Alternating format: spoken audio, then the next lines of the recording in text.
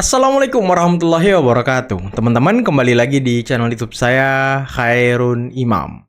Gimana nih kabar kalian? Semoga kita semua selalu diberi kesehatan, kemudahan, dan juga limpahan rezeki dari Yang Maha Kuasa, teman-teman ya. Nah, di video kali ini kita akan menyaksikan sebuah tayangan yang sangat menarik dan juga sangat-sangat mengejutkan. Di mana Refly Harun saat tampil di Rakyat Bersuara dan di channel YouTube pribadinya, dia sempat membacakan pesan yang sangat dalam dari Tifa yang juga dimuat di akun media sosial Twitternya. Mungkin kira-kira isinya seperti ini teman-teman. Ya ini pesannya panjang tapi kita simpulkan aja dalam 3 poin. Yang pertama, Tifa menyayangkan dan juga mungkin agak kesel dengan sikap Rismon yang akhirnya membelot dan minta maaf kepada Pak Jokowi dan sekarang menyerang kelompok mereka. Nah yang kedua, Tifa membantah isu yang selama ini beredar bahwa dia ingin minta RJ. Dan yang ketiga, alasan kenapa Tifa tidak pernah muncul di ruang publik membersamai Roy Suryo dan juga Refly Harun karena Tifa fokus beribadah bersama keluarga di bulan Ramadan, apalagi ini 10 terakhir teman-teman. Tapi yang anehnya, saya nggak tahu ya ini Pak Ketua YouTuber Nusantara dapat data dari mana. Cuman Tifa ketangkap basah sedang berada di salah satu restoran di Jakarta.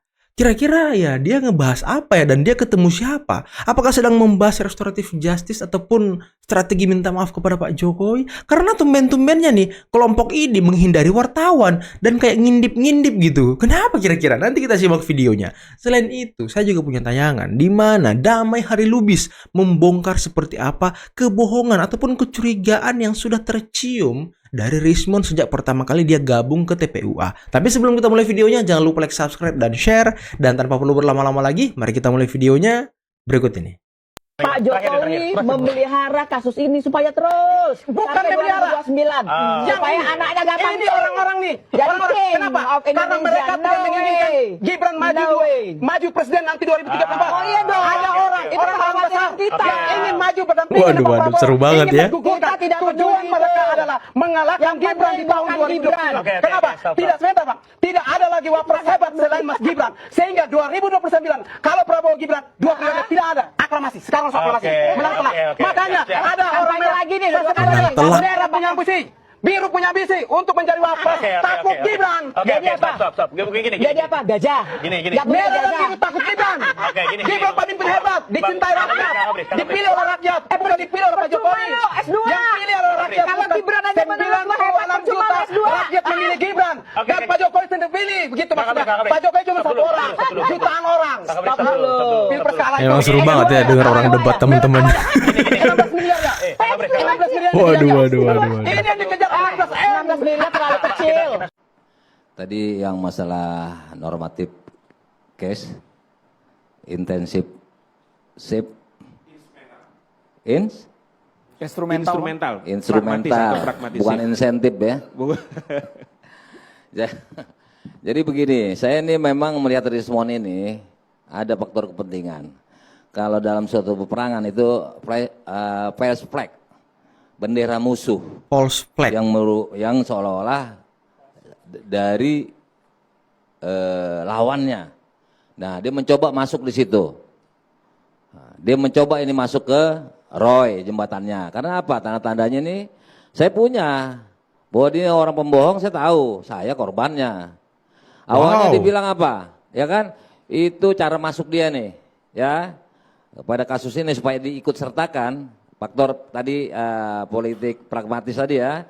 Ya, dia memang bukan orang politik tapi ada kepentingan politik di situ, politik individual. Dia bergabung kepada sebuah primordial akhirnya, yaitu RRT. Nah, kepada saya yang saya bilang korbannya begini. Dia mengaku viral awalnya adalah keponakan saya, walaupun secara adat. Itu viral ya. Saya belum pernah ketemu sama dia satu kali pun, ya kan? Dia bilang keponakan saya dari tutur adatnya. Kalau udah bicara adat, kita orang sana nggak bisa nolak. Anu gitu. Karena adat. Dari ibunya, neneknya dia bilang ada marga lubis. Oke. Kedua dia bilang, waktu saya dapat SP3, dia kan mulai merasa menyesal nih mungkin ya. Bisik-bisik mungkin daripada RRT dan lain-lain. Saya nggak tahu, ini ada kawan saya nih, Petrus Salentinus ini kawan saya. Ilmunya juga lumayan bagus pidananya. Cuma saya sayang kok nggak turun-turun. Yang turun non litigasi tapi vokal. Tapi prinsipnya nomenklaturnya tidak non litigasi, ya kan, menantang terus. Menantang Makanya terus, saya sebut itu Kosidudin ahli namanya. non litigasi. Senang melanggar kode etik advokat lagi. Nah, jadi saya sampaikan nih, Rismond bilang, ketika saya dapat SP3, ngajak saya telepon 14, ajak berjuang, gini-gini. Apa itu katanya, nanti malam ketemu. Kalau berani, saya bacanya, nontonnya telat sayang itu. Namun malamnya saya ketemu. Tapi baru besok saya kejumpa. Rismond, maka saya buat tulis, kapan aku ketemu sama kau nelpon tanggal 14. Aku baru jumpa kau tanggal 15. Aku makin curiga sama kau nih Rismond. Pembohong kau, pargabus kau, aku bilang itu kan. Langsung dia blok tuh. 10 hari terakhir di bulan Ramadan, itulah malam Lailatul Qadar. Itu pula yang menjadikan alasan Dr. Tifa tidak keluar rumah, apalagi berurusan dengan ijazah Pak Jokowi. Dia mau pengen tenang, beribadah supaya kusuk. Di 10 hari terakhir Ramadan ini, berkontemplasi, merenung terhadap dirinya, tapi tetap dia dengan pendiriannya, dia tidak akan mengikuti jejak Rismond, dan dia tetap akan terus berjuang sesuai dengan keyakinannya. Serius, Gri. Ya namanya Dokter Tifa, kita tahu kan. Muncungnya Tifa, cantik, Gri. Ya sama bilang, polesan luarnya aja, tapi hatinya, muncungnya, lihat aja. Cara ngomongnya, tidak sama sekali mencerminkan seorang sarjana, apalagi S2 apa S1 ya? S2. S3 lagi dipermasalahkan waktu itu. Sama sekali cara ngomongnya, cara berpikirnya tidak mencerminkan seorang sarjana. Bagaimana tidak? Halusinasinya udah tingkat dewa. Jadi omongannya, udahlah. Faktanya apa? Ngomongnya apa? Ini juga yang barusan video sebelumnya saya tayangkan bahwa Dr. Tifa memang 10 hari terakhir pengen fokus beribadah, berkontemplasi, di rumah tidak kemana-mana. Tapi faktanya kemarin ketangkap oleh teman-teman jurnalis. Dia ada di salah satu restoran, rada nyelinap begitu, nggak tahu apa keperluannya. Kita juga nggak pengen tahu juga. Tapi kemudian kalau dia bilang stop dulu beraktivitas dan fokus ibadah di rumah, ini menjadi ucapan kebohongan yang berikutnya. Simak dulu videonya. Kemarin itu aku tuh ketemu sama Dokter Tifa di daerah Tebet di rumah makan Hayam Muruk ya, pas buka puasa. Aku lebaran Minarado. Nah, aku kaget loh, dia nampak aku juga ngeliat aku kan. Terus aku pura-pura nggak ngeliat dia aja gitu, langsung masuk ke private room kan. Nah, terus ada media kan. Jadi anak-anak media aku bilang itu Dokter Tifa tuh Dokter Tifa. Terus ya anak-anak media ngejar dia, udah mau pulang gitu kan, dia ngejar dia di parkiran. Dokter wawancara dong gituin. Dia kaget, langsung panik, langsung nggak mau, langsung marah-marah nggak jelas gitu. Terus ya udah, media pada bingung lah, dia kenapa kagak mau kayak gitu. Nah aku tuh pas pulangnya baru ngeh ada sih di podcast mana ya itu ya yang ngomong Dokter Tifa itu menghilang. Nah, pantasan panik kagak mau diwawancara. Wow, ternyata dia panik lagi marah-marah.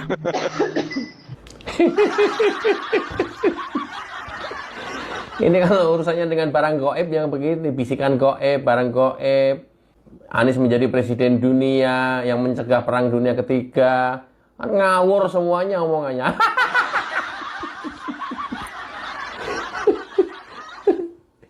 Ini kualitas seorang dokter, kualitas seorang sarjana, kayak begini pola pikirnya.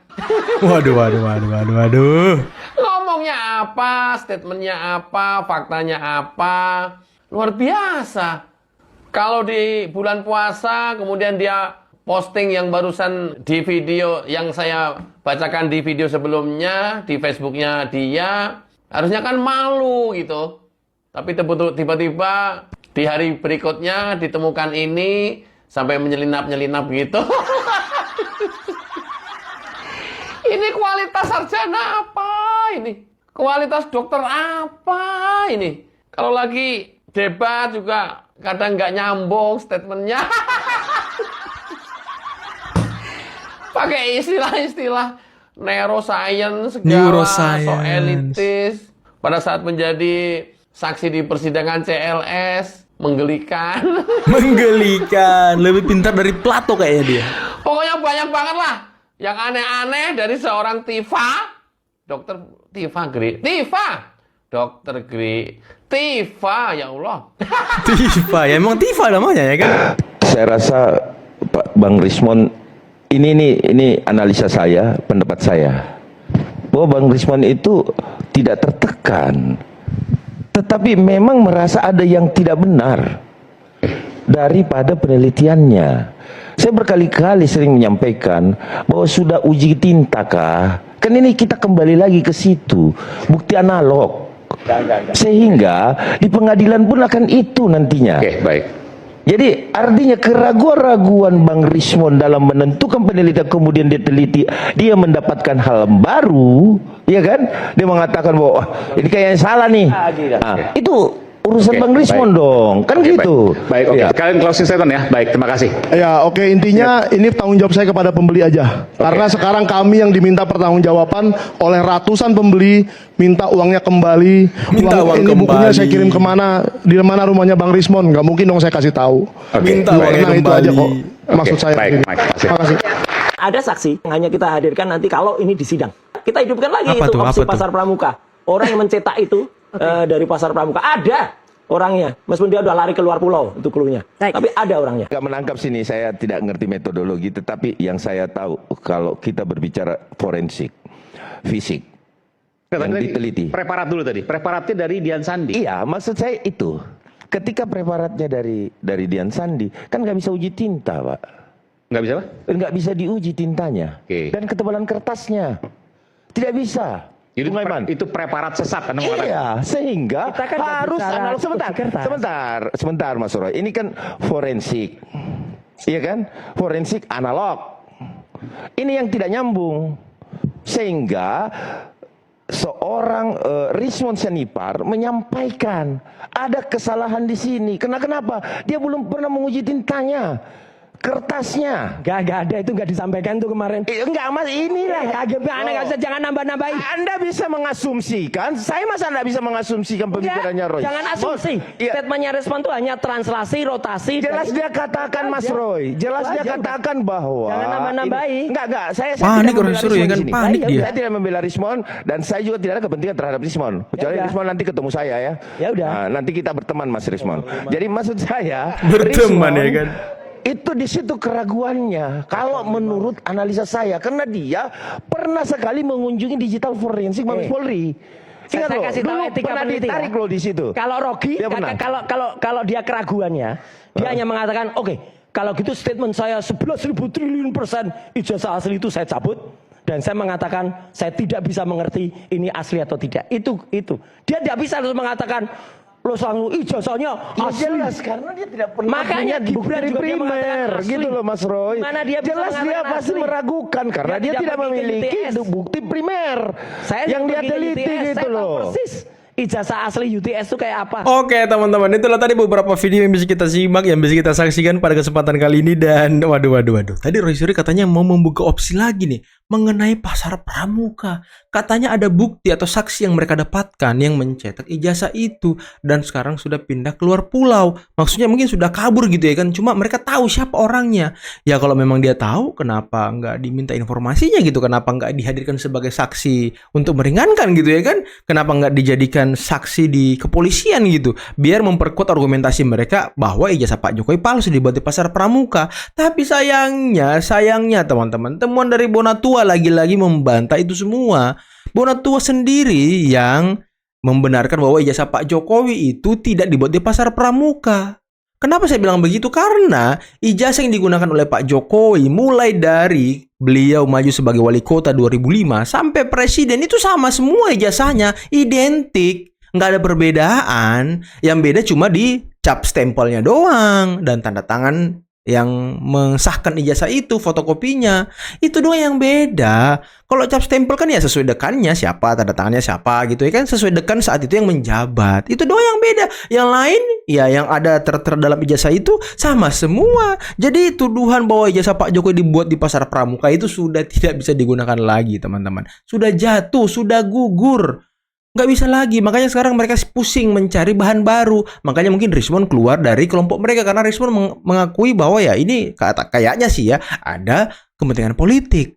Tapi yang menarik teman-teman, si Tifa. Loh.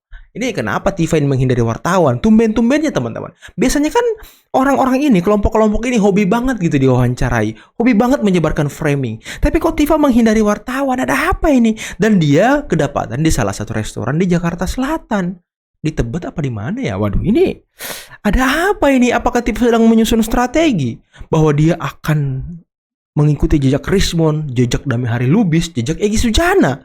Waduh, ini menarik banget untuk kita tunggu dan kita nantikan seperti apa langkah-langkah dari Tifa. Tapi tadi Damai Hari Lubis juga ikut membongkar kebohongan Rismon. Nah, ini bahaya teman-teman. Jangan sampai Rismon juga ini sekarang sedang mendompleng di kelompok Pak Jokowi. Hati-hati, jangan sampai kita terbuai dengan Rismon yang sekarang menyerang kubu Roy Suryo.